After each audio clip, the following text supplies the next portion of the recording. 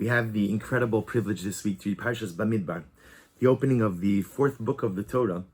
And the Parsha begins in such an interesting way. Vaydaber Hashem Moshe Bamidbar Sinai B'Oel Moed Be'echad L'Chodesh Hasheni B'Shana Hashenis L'Tzeis Eretz Yisrael. God spoke to Moshe Rabbeinu Bamidbar Sinai in the desert of Sinai, in the Oel Moed, in the Mishkan, the first of the second month in the second year in which we left Egypt, saying. And then HaKadosh Baruch Hu then goes on to instruct Moshe to go ahead and conduct the census, conduct the counting of the people. And the Mefarshim, the commentators, ask a simple question. We know where the Jewish people are. We know where they're situated. We know they're in Midbar Sinai. We know that already. We also know that the Mishkan was completed. That was already at the end of Chumash Vayikra, or in the Chumash Shmos. We already know about it, right? So we know they're in Sinai. We know they're in the desert, and the Sinai desert. We know that they have the Oel Moed, and we know that HaKadosh Baruch Hu speaks to Moshe from the Mishkan. So why the need to reiterate this information again? The Lubavitcher Rebbe, Zecher Tzadik V'Kadosh Livracha, says something so beautiful. He says the Torah opens up this way to dispel a very common misconception, namely that spirituality is only accessible in places where there isn't infrastructure. In other words, a person might think, says the Rebbe, that I go to a place where there's nothing, and if there's no religious or spiritual infrastructure, that means God is nowhere to be found. Kadosh Baruch Hu is nowhere to be found. There's no yeshivas, there's no shuls, there's no pizza shops, there's nothing. Kadosh Baruch Hu is not here if there's not an infrastructure. And the Torah Kedosha comes along and tells us, Vayidaber Hashem el Moshe. HaKadosh Baruch Hu speaks to Moshe, and where does he speak to Moshe? Bamidbar Sinai. That even in the Midbar, even in the desert, you can forge a meaningful relationship with HaKadosh Baruch Hu. Not only that, B'Oel Moed, you could build a Mishkan. So if you come to a place where there is nothing, build your Mishkan. If you come to a place where there is no infrastructure, where there's nothing to facilitate spiritual growth, don't think that you're exempt, but rather you're mechuyev, you're obligated to now try to build something. So of course one could see this was clearly part of the Rebbe's mandate with the shluchim, sending people out to remote, desolate places and telling them, build it up.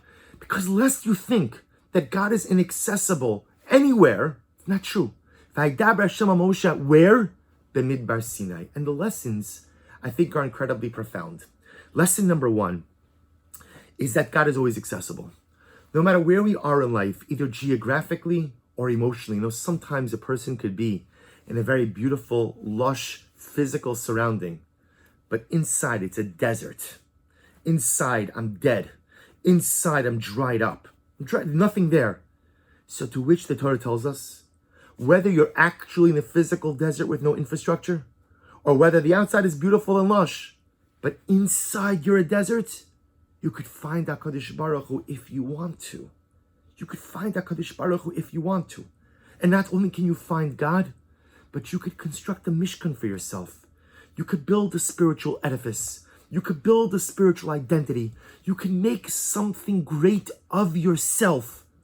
All you have to decide to do is to do it. See, many times we think that our circumstances create our framework. I'd say a little bit differently. We think that our circumstances limit our abilities. This is my life. This is the box. So that's what I'm confined to. But we don't realize that sometimes it is true that life kind of foists circumstances upon you, but you still have the ability to make that box what you want.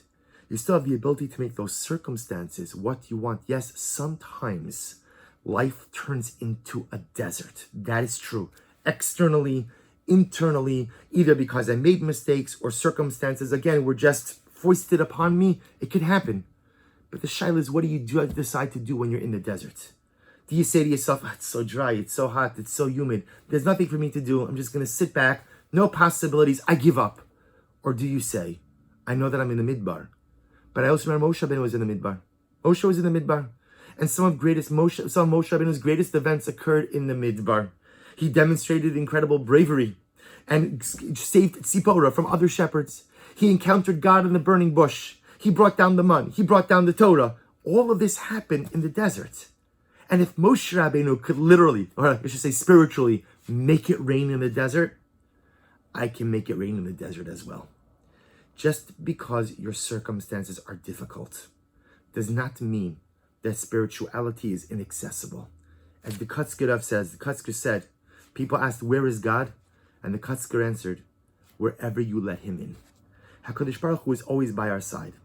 The only question is, do we allow him entry? Vayedaber Hashem el Moshe. That pasuk by itself is not enough. And that pasuk is not a chiddush. The chiddush is, Bamidbar Sinai, Be'oel Moed. Even if life gives you a desert, you can make a mishkan. Even if life gives you a desert, you can have a beautiful dialogue with HaKadosh Baruch Hu. It's all just a question of whether or not you're willing to make it happen. You know the difference between a Moshe Rabbeinu and us, Moshe Rabbeinu, ordinary people? That a Moshe Rabbeinu made choices. He made good choices. He made choices to make the desert come alive. He made choices to make the spiritual desert, the personal desert, the national desert bloom with incredible spiritual vitality. When we find ourselves in the desert of life, we have those same choices to make. May HaKadosh Baruch Hu give us the strength and the wisdom to make the correct decisions. Wishing everyone a wonderful day, a good and Erev Shabbos, and a beautiful Shabbos Kodesh.